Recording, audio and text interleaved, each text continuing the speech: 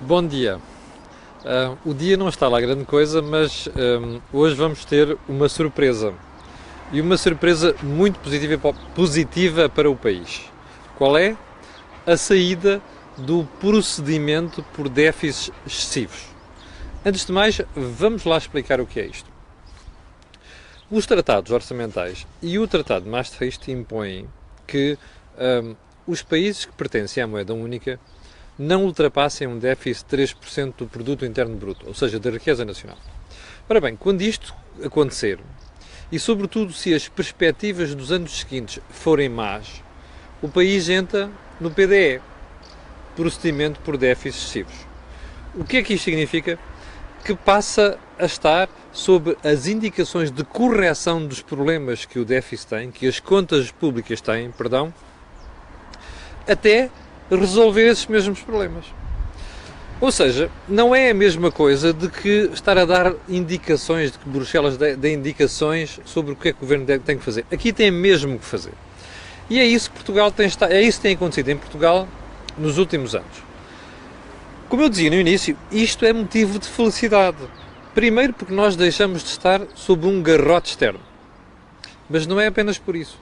É porque se este esforço se mantiver, quer dizer que mais tarde ou mais cedo haverá outras instituições que vão reconhecer a melhoria das nossas contas públicas, nomeadamente as agências de rating, que para estas coisas conta muito mais do que aquilo que acontece com o facto de Bruxelas vir dizer que saímos do PDE. Bom, mas há aqui uns alertas que é bom fazer. O primeiro é que uma andorinha não faz a primavera. E o que é que eu quero dizer com isto? É que não é a primeira vez que Portugal é incluído num procedimento por déficits excessivos e que depois volta a entrar.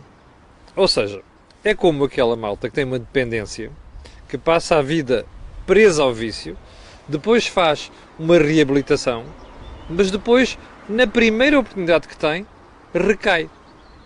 Ora, era bom que nós não deixemos isso acontecer. Por uma razão. É que é preciso, aliás, não é por uma razão, não estou seguro de que isso não venha a acontecer. E porquê? Porque quando nós olhamos para as contas públicas portuguesas, percebemos que nos próximos anos há de facto a promessa de colocar o déficit também abaixo dos 3%.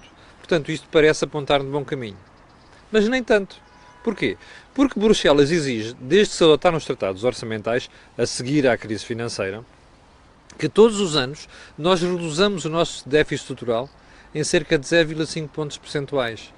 Porque temos que apresentar depois um superávit estrutural de 0,25% do produto.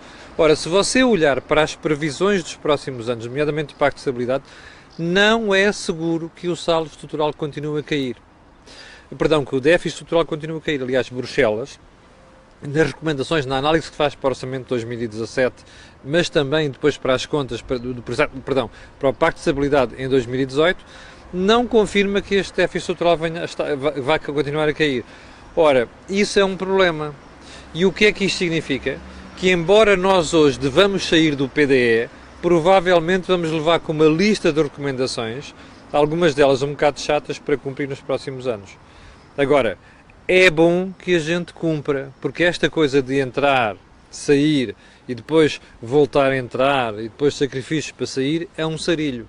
Há uma segunda razão para nós não ficarmos presos a isto. É que isto de sair do PDE não é apenas uma questão técnica ou apenas uma questão intelectual.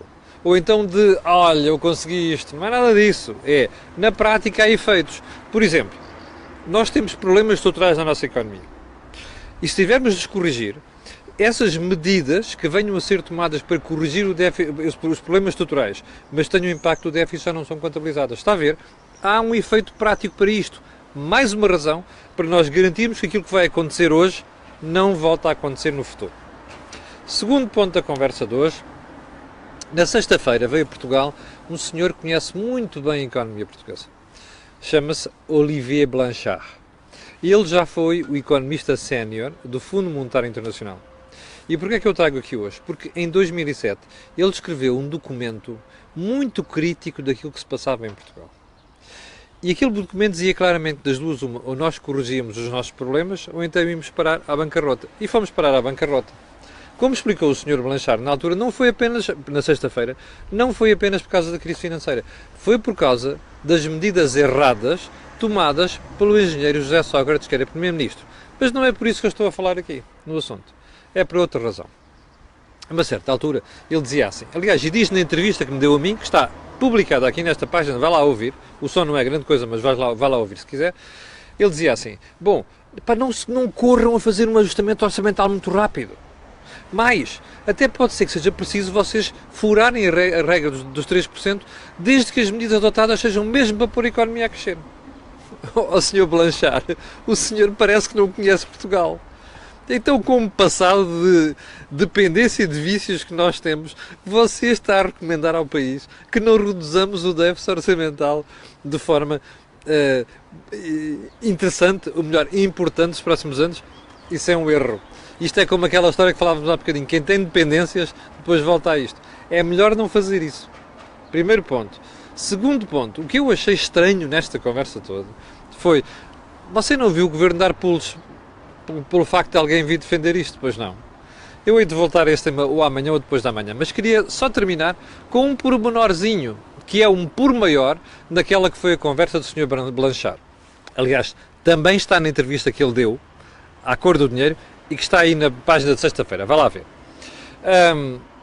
Porquê é que eu digo isto? Porque ele a certa altura dizia assim, no final do seu discurso dizia assim, bem, meus senhores, eu receio, peço desculpa, não ter muito boas notícias face àquilo que eu tinha dito em 2007. Porquê é que ele disse isto? Porque a certa altura da conversa dizia que a produtividade portuguesa não estava a crescer.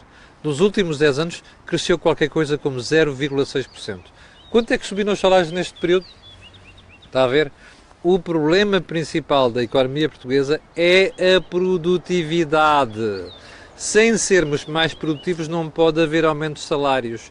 Ora, e como ele dizia, se desde um momento para o outro nós regressarmos ao nível da atividade económica de 2009, o que é que vai acontecer? O nosso déficit das contas externas dispara e voltamos ao problema que já tivemos em 2010, em 2011 e que terminam em bancarrota. Está a ver quais são os desafios de Portugal? Isto não tem nada a ver com a esquerda, não tem nada a ver com a direita, é um desígnio nacional. E aqui a esquerda e a direita têm que se juntar, porque esta história da produtividade não se resolve de um dia para o outro, não se resolve assim, resolve-se com pactos sociais alargados, porque é um conjunto de medidas muito difíceis que o país tem que tomar nos próximos anos. Já não lhe tiro mais tempo. Ainda hoje voltaremos aqui com uma entrevista ao Ministro da Economia, onde vamos analisar esta questão do Conversa Sr. Blanchard, mas também o programa Capitalizar para as Empresas. Fique por aí, até a primeira conversa improvável desta semana, e quanto ao comentário matinal, vemos amanhã às 8 da manhã. Obrigado por estar desse lado.